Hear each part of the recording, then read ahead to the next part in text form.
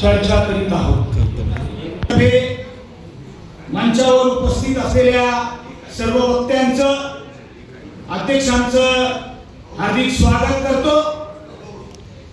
आज आपण 39व्या महाराष्ट्र राज्य अधिवेशनात प्रबोधन सत्र, जातीनिहाय जनगणना, रचल्या जाणाऱ्या ब्राह्मणवादी डावपेच्या विरुद्ध तातडीच्या राष्ट्रव्यापी जन आंदोलनाची गरज। मी स्वतः या वर्षाच्या जनगणनेच्या पहिल्या टप्प्याचं काम प्रायमरी शिक्षक म्हणून, प्रगणक म्हणून माझ्या विभागात केलेला आहे।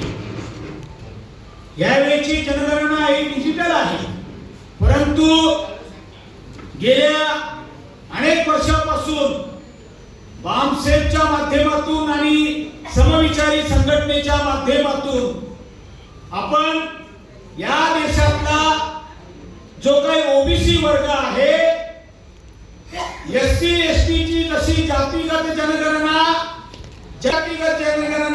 त्याच कायद्यानुसार झाली पाहिजे, याच्यासाठी आपण गेल्या अनेक वर्षापासून बामसेफच्या स्थापनेपासून आपण ती मागणी करतो आहोत आणि त्याच्या प्रमाणात आपण सातत्याने जिल्हा अधिवेशन असेल, राज्य अधिवेशन असेल, राष्ट्रीय अधिवेशन असेल, परिसंवाद असेल, मोर्चे असतील, आंदोलन असतील, त्या ठिकाणी आपण ओबीसीच्या होत, परंतु जातीगत जनगणना ओबीसीची झालेली नाही आहे। ज्या बेसवर नरेंद्र मोदी या देशामध्ये प्रधानमंत्री झाले आणि ते म्हटले की मी ओबीसी आहे आणि आम्ही भाळलो आणि त्यांना सत्तेत आणलं। त्यांनी आम्हाला आश्वासन दिलं की आम्ही ओबीसीची जातीगत जनगणना करू, परंतु आता फेब्रुवारी मध्ये जी जातीगत जनगणना होणार आहे त्याच्यामध्ये जे काही 40 कलम आहेत, 40 प्रकारची माहिती मिळवायची आहे, त्याच्यामध्ये ओबीसी नावाचं कलम अर्थात त्याच्यातलं ते नाही आहे। एससी एसटीचं आहे परंतु ओबीसीचं नाही। का करत नाही ते जातीगत जनगणना? आणि म्हणून एससी एसटीची ज्याप्रमाणे जातीगत जनगणना होते आहे त्याचप्रमाणे ओबीसीची जातीगत जनगणना होणे आवश्यक आहे।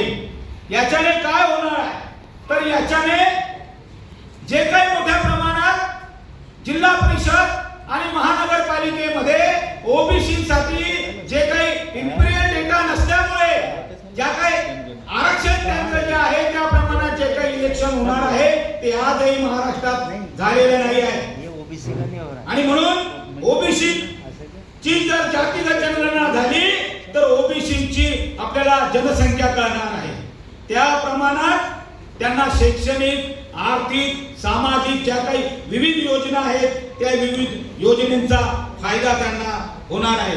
आणि म्हणून बामसेफ गेल्या अनेक वर्षांपासून ओबीसी मध्ये जातीगत जनगणनेसाठी मोठ्या प्रमाणात मित्रहो काम करत आहे, ओबीसी जागृत होत आहे, परंतु गेल्या 2014 पासून मोठ्या प्रमाणात या देशामध्ये आम्हा सर्वांना धर्माच्या नावाने गुंडाळलं जात आहे आणि आमच्या ज्या खरे जे काही आमच्या मागण्या आहेत किंवा समस्या आहेत किंवा आमचे जे अधिकार आहेत ते डावलल्या जात आहेत। आणि म्हणून ओबीसीची जातीगत जनगणना का करत नाही, याच्यामध्ये या ब्राह्मणवादी लोकांचा काय डावपेच आहे याचा भंडाफोड या सत्रामध्ये मित्रहो होणार आहे।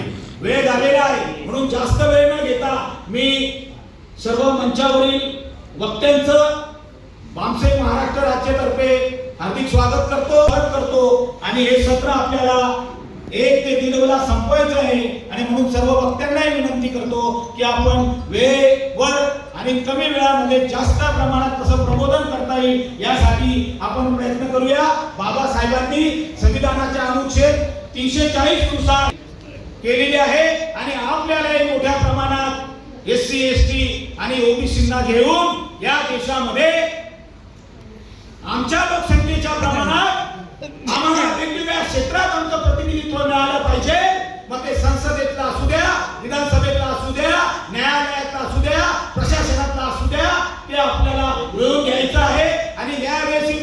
संधी आहे.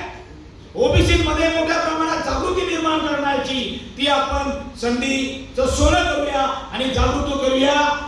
मला इथं बोलण्याची संधी दिली त्याबद्दल धन्यवाद.